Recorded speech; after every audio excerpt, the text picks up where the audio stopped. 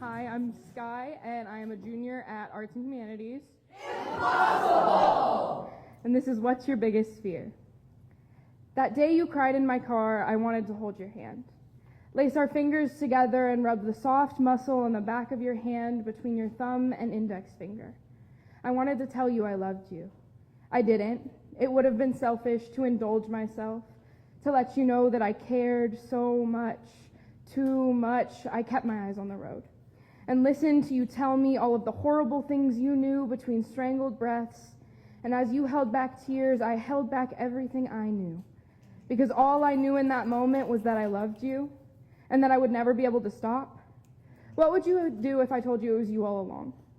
I played pretend because I didn't want to risk this, us, just so that my selfish questions will be answered. But how do I lie about how much I love you? Your shoe prints are still pressed to the floor mats in my passenger seat. I'll drive you to the moon and back, my darling. We went to the grocery store together and bought ingredients to make dinner, and you bumped into me as we walked through the aisles. You helped me pick flowers to put on the dining room table. Did you know orange roses and baby's breath mean devotion and admiration? Later that night, I told you about my goals in life. When we sat on my deck in the cold, it was right around midnight. You were wearing my slippers and my coat, and I asked you when you knew you were happy. Your ambition poured out in front of me about how you would get away and be bigger than all of this. I told you about a house with a porch swing and a lover I could share it with. You didn't know I was talking about you then, but it will always be you, my darling. When you told me you liked me, I didn't see the text message for 2 hours. I was at work and you knew that. I think we were both too scared of losing each other, of losing ourselves. I stayed up late that night to paint you a picture and make you a letter. I woke up early to buy you a new stuffed animal and your favorite soda. I think Coca-Cola tastes gross, but we can argue about that later. Maybe we can talk about it when we go back to the grocery store. We can take turns picking the soda we have in the house. Did I mention I want to live with you forever? To die with you too? As I rot in the ground, the soil will start to taste like the sunlight in your eyes. And now, as I watch the TV show you begged me to watch and tape my favorite photos of you on the walls above my bed during the commercial breaks, I know that the universe designed me for love. That the hurt only happened to make way for joy. My biggest fear used to be that it wouldn't get better. That everyone was lying and I would have to fight my way through survival forever. And then you looked at me, and you were kind even when I didn't have the energy to thank you for your sweetness. And I realized I have to pick a new biggest fear. And I suppose this is the most long-winded way to say, I guess my biggest fear is spiders.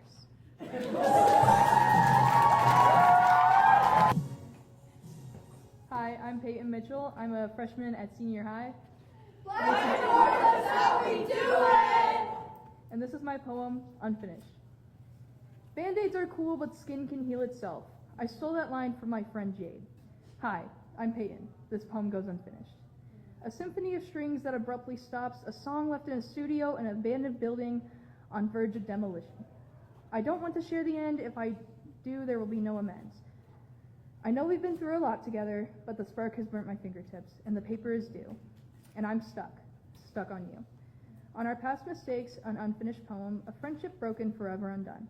The ending is simple, me and you. But that's not how it ends. It stops. Abruptly stops. All on its own, it stops.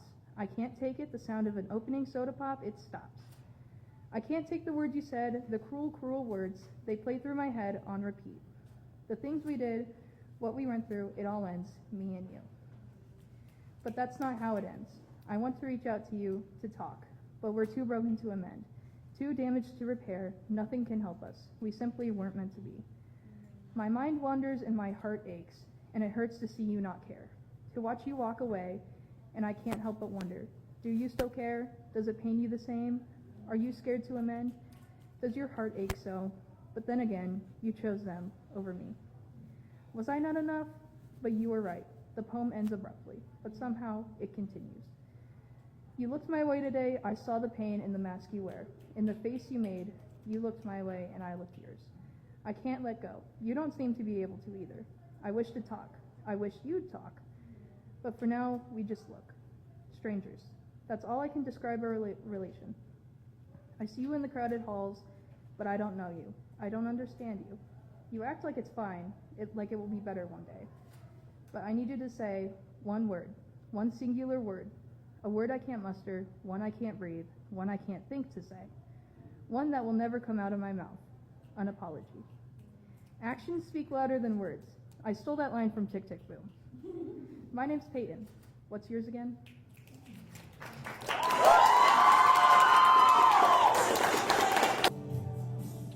My phone is on 1%, y'all. Let's see if I make it. I'm Sky. I'm from Lincoln Southwest. Yay! And today I'll be presenting Eye Candy. So you sit here again, on the gray sheets of your undone bed, under the comfort of a thick blanket with your thoughts. And the persistent chill of the winter breeze outside seeps through regardless, with non-existent respect to the burning and stinging sensation near your eyes, which seems to be something people mention often. Icy blue, cold, empty, enticing. God, I wish people would see me as more than eye candy. I saw a tin can of mints with that engraved onto it once, almost bought it, still think about buying it as though it knew I would walk past it, acknowledge it, and point it out like some sort of joke, because what else can I do but laugh about the pain I have allowed myself to feel from society's teachings and reinforce the perception that I am worthless if I am not attractive. I know, and I hate that I know, how differently I am treated based on the effort I put into my appearance. Because ironically, I hate superficiality. People looking at you with their eyes as though you have nothing else to offer them, and every other accomplishment and characteristic dissipates the moment they seal gazing upon you, reducing you to that tin can of mints with a single purpose, providing momentary satisfaction as it dissolves. But here you are, it's 5 a.m., and you begrudgingly leave the comfort of the unmade bed, cold feet placed onto the even colder floor, tiptoeing down the hallway as to not disturb the house and the people within it. But the floor creaks anyway, announcing your failures yet again. So you splash your bare, dull red face with cold water and attempt to cleanse yourself of the worthlessness you feel, and the disgust of looking into the mirror of a version of you you deem not acceptable to the public eye. But who am I to complain when I perpetuate this? But who am I to complain for the privileges I receive? I know that they exist because I'm told they exist, and I adhere to this of my own will because, once again, who am I if not attractive? Who am I if I cannot satisfy the desires of others? Who am I when I am alone, when the mask of makeup and stupid jokes that attempt to cover my insecurities are wiped away and thrown out like the empty tin of mints that I related to, because I have lost myself long ago in an attempt to not be alone with my own thoughts.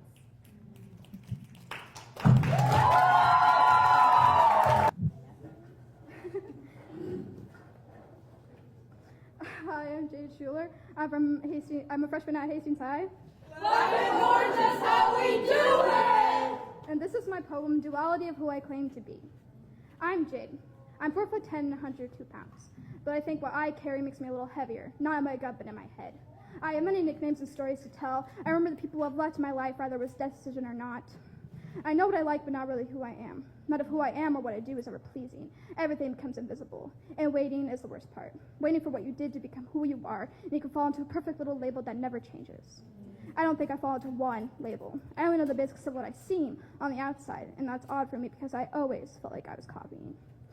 How can I make the things I love me? How do I claim my own truth? I don't want to know my family's history. I want to have someone in my family who is like me. I don't want to hear someone else's truth come from someone else's lips. I don't want to know who protected the country, walked up a hill to stick a flag in a little piece of land. I want to know someone who picked up a pen and started writing a peace treaty for their family that in that village that's still burning from the fire started that are never ending. I want to know people who pour their soul in their writing like me, who said sorry 100 times to keep someone they probably shouldn't have, who would have learned to sew with their own skin to keep the person they love warm after they'd already given them their shirt off their back. It's not just a body, it's a vessel. A strong, towering temple meant to hold, and a person knows what they must do, what they must give, and want to give back. Their air from their lungs, the wind was too thin, the words from their mouth of a person ran out. And maybe they had none left, but they would, and continue to. Who would help someone lighten their load, not even thinking for a second of how much they have to carry. Who would push someone out of the way because it's better they get stabbed in the back than their innocent friend. The love is always stronger than the truth. I want to hear everything until they have nothing left to say. Why they helped, who they helped, remember where they stood, and the people they put in their place. Someone who writes down everything until their hands are covered in ink, keeping every memory locked in cases only for their eyes to see. This person who has so much in their mind and their heart but doesn't know who they are, only knows the masks they hide behind, these characteristics like me. If I knew someone like me, I wouldn't feel so alone. Not the only person who cares so deeply. Not the only person who puts everyone's feelings first. Just doesn't know who they are. Doesn't know why they continue to keep this baggage on their back from all the demons from their past. I want to know where these roots came from, not the one in trees, but the person who had curly hair before me. Do they see the world the way I do? How I love the trees even when they have no green, the sun on its bad days, an opportunity to pick up trash from the streets. Do they hate their hair as much as I do? Were they also scared of the storms and the wind and forgetting who they were even if they didn't quite know yet? Also conflicted with this world being so horrible, but never wanted to leave because of the beauty that is worth seeing. Their stories that they believe are worth sharing. Do they also believe that caring so deeply is both a blessing and a curse, not ever agreeing with their tugged heartstrings? I want to know how that person learned, what they did to narrate their story and make it their own.